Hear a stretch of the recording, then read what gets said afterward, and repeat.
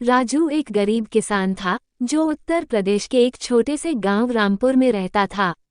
उसके पास बस 2 बीघा जमीन, एक पुराना बैल और एक टूटी फूटी झोपड़ी थी। बारिश ठीक से नहीं होने के कारण उसकी फसलें बर्बाद हो चुकी थीं। उसके ऊपर कर्ज था और साहूकार रोज धमकियां देता था। उसकी पत्नी गौरी और 2 छोटे बच्चे गुड्डू और मीना पेट भर खाना भी नहीं खा पाते थे। एक दिन गांव में एक अजीब बात हुई। जंगल की ओर से एक साधु आया और गांव के मंदिर के बाहर बैठ गया। कहा जाता था कि वो भविष्य देख सकता है। राजू, जो अब हार मान चुका था, आखिरी उम्मीद लेकर साधु के पास गया। साधु ने उसकी आंखों में झांकते हुए कहा, तेरे भाग्य में कुछ विशेष लिखा है, लेकिन उसे पाने के लिए तुझे गांव छोड़कर एक लंबी यात्रा पर जाना होगा। उस यात्रा में तुझे बहुत कष्ट सहने पड़ेंगे, लेकिन अगर धैर्य रखा तो तू सिर्फ अपने लिए नहीं, पूरे गांव के लिए कुछ कर पाएगा। राजू ने साधु की बातों पर विश्वास कर लिया और अगले ही दिन अपनी झोपड़ी में परिवार को समझाकर निकल पड़ा। उसकी झोली में बस कुछ सूखे रोटियां, एक लकड़ी की लाठी और मां दुर्गा की मूर्ति थी। राजू सबसे पहले गांव के पास वाले जंगल में पहुंचा। ये जंगल बहुत घना और डरावना था। कहते थे यहाँ जंगली जानवरों के साथ साथ रहस्यमयी घटनाएं होती हैं। रात में उसने पेड़ के नीचे सोने का निश्चय किया, लेकिन तभी कुछ आवाजें आने लगीं। झाड़ियों में सरसराहट हुई और अचानक एक तेंदुआ निकल आया।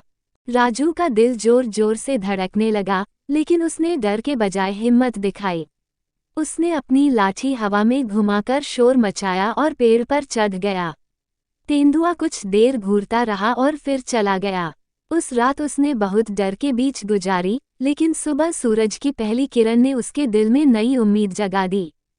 जंगल के बीच उसे एक छोटी झोपड़ी दिखी। वहां एक बूढ़ी औरत रहती थी जो जड़ी बूटियों की जानकारी रखती थी। उसने राजू को भोजन दिया और एक औषधीय पौधा दिखाया। ये पौधा बहुत दुर्लभ है, इसे सही जगह पहुंचाया जाए तो बड़ी कीमत मिल सकती है। राजू ने उस पौधे को संभालकर अपनी झोली में रख लिया और धन्यवाद देकर आगे बढ़ गया। जंगल से बाहर निकलते ही राजू एक नए इलाके में पहुंचा। यह एक बड़ा बाजार था जहां बहुत से लोग इकट्ठा थे। उसने सोचा कि औषधीय पौधा यहीं बेच दिया जाए, लेकिन तभी एक चालाक व्यापारी उसकी बातों में आ गया और पौधा सस्ते में ले लिया। कुछ ही देर में राजू को समझ में आया कि वो ठगा गया है। उसे बहुत दुख हुआ, लेकिन उसने नकारात्मक सोच के बजाय सबक लिया। अब से वो किसी पर जल्दी भरोसा नहीं करेगा। वो आगे बढ़ा तो रास्ते में कुछ लुटेरों ने उसे घेर लिया। जो कुछ भी है निकाल दो, उनमें से एक ने कहा। राजू ने शांति से कहा, मेरे पास कुछ नहीं बचा, लेकिन अगर तुम चाहो तो मेरे साथ आकर मेहनत से कुछ कमा सकते हो। ये सुनकर लुटेरे हंस पड़े, लेकिन उनमें से एक नौजवान का दिल पसीज गया। उसका नाम अर्जुन था। उसने राजू के साथ जाने का फैसला किया। राजू और अर्जुन एक बंजर गांव में पहुंचे जहां लोग पानी की कमी से परेशान थे। राजू ने देखा कि पास में एक सूखी नदी है, जिसे अगर साफ किया जाए तो पानी वापस आ सकता है। उसने गांव वालों को समझाया, लेकिन कोई सुनने को तैयार नहीं था। हमारे पास समय नहीं है और न ही विश्वास, उन्होंने कहा। राजू ने अर्जुन के साथ खुदाई शुरू कर दी। दिन रात मेहनत की, हाथों में छाले पड़ गए, पर उन्होंने हार नहीं मानी। एक हफ्ते बाद अचानक एक दिन नदी के नीचे से पानी की धार फूट पड़ी। गांव वाले दौड़कर आए और सबकी आंखों में आंसू थे। गांव के बुजुर्ग बोले, राजू, तू सिर्फ एक किसान नहीं, तू देवता के समान है। तू यहीं रह, हम तुझे सरपंच बनाएंगे। लेकिन राजू ने कहा, मुझे अब भी सफर पूरा करना है। एक सपना है जो मुझे पूरा करना है, अपने गांव को बचाना है। राजू और अर्जुन ने आगे बढ़ते हुए एक राज्य में प्रवेश किया जहां अकाल पड़ा था। राजा ने घोषणा की थी कि जो भी इस भूमि को उपजाऊ बना देगा, उसे इनाम मिलेगा।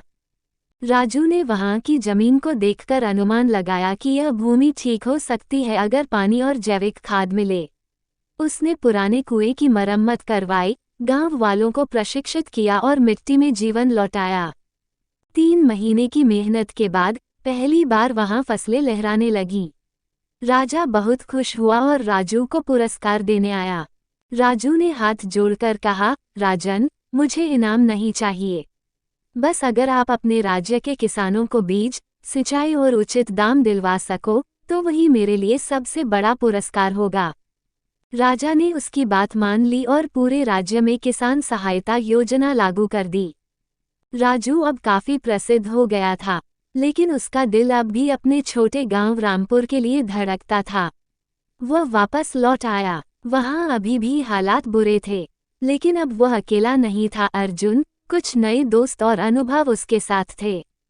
उसने गांव में एक सहकारी संस्था शुरू की, किसानों को नई तकनीकें सिखाईं, जैविक खेती को बढ़ावा दिया और खुद खेतों में काम किया। उसकी मेहनत रंग लाई। एक साल में गांव की तस्वीर ही बदल गई। जो गांव कभी गरीबी से जूझता था, अब आत्मनिर्भर बन चुका था। बच्चे स्कूल जाने लगे, किसान हंसने लगे और खेत सोना उगलने लगे। राजू अब भी खुद को सिर्फ एक गरीब किसान मानता था, लेकिन उसके संघर्ष, हिम्मत और यात्रा ने सैकड़ों जिंदगियां बदल दी। उसकी कहानी अब स्कूलों में पढ़ाई जाती है और हर किसान उसे आदर्श मानता है। और जब कोई उससे पूछता है, क्या आपको कभी डर नहीं लगा, वो मुस्कुराते हुए कहता है, डर तो हर किसी को लगता है, लेकिन अगर तुम अपने खेत में बीज न डालो तो फसल कैसे उगेगी।